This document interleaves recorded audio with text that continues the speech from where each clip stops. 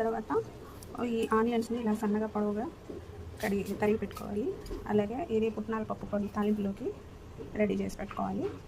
అంటే పుట్నాల పప్పు, తెల్లగడ్డ, కొంచెం కారం, కొంచెం సాల్ట్ వేసి పొడి చేసి పెట్టానండి పచ్చగా. ఇవి కావాల్సిన పదార్థాలు. ఇంకా వాటర్ ఉన్నాయండి మునగాకులో. ఈ వాటర్ అంతా ఎగిరిపోయేంత వరకు మునగాకుని బాగా ఉడికించుకోవాలి. వాటర్ అంతా ఎగిరిపోవాలి. ఇంకొక 5 నిమిషాలు ఉడకనిద్దాము. ఇప్పుడు చూడండి, మునగాకులో వాటర్ అన్నీ ఇంకిపోవచ్చు, కొంచెం ఉన్నాయి. ఆ వాటర్ కూడా ఇంకిపోయి ఇప్పుడు ఆకు బాగా ఉడికింది.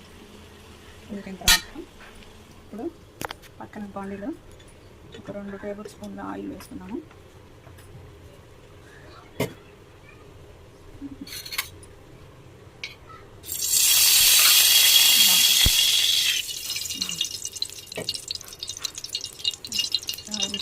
తీసేయాక మనము కింద పెట్టుకున్నాం పోపు దినుసులన్నీ వేసుకున్నాము. పోపు దినుసులు వేసాను. ఇవి కాస్త చిటపట్లాడాక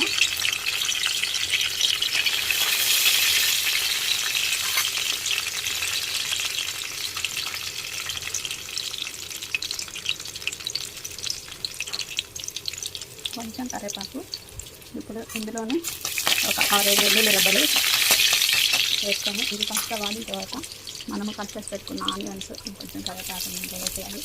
ఇది కాస్త లైట్ బ్రౌన్ కలర్ వచ్చేంత వరకు ఈ ఆనియన్స్ని బాగా ఆయిల్లో వాడుకోవాలి.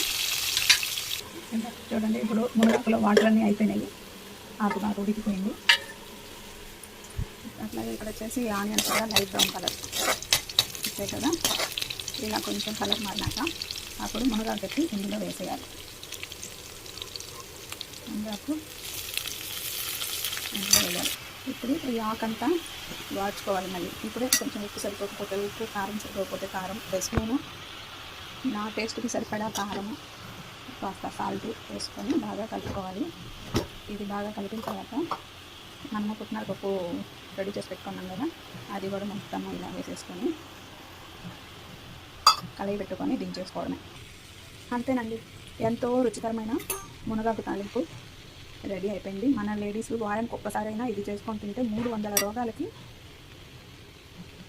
తక్షణ నివారణ చేయడండి. ఇది మునగాకు అంత శ్రేష్టమైన ఆకుకూరల్లో ఒకటి కాబట్టి వారంలో ఒక్కసారైనా మన ఆడవాళ్ళు ఈ మునగాకు తాలింపు చేసుకొని తినాలని కోరుకుంటూ సర్వేజన సుఖినో భవంతు.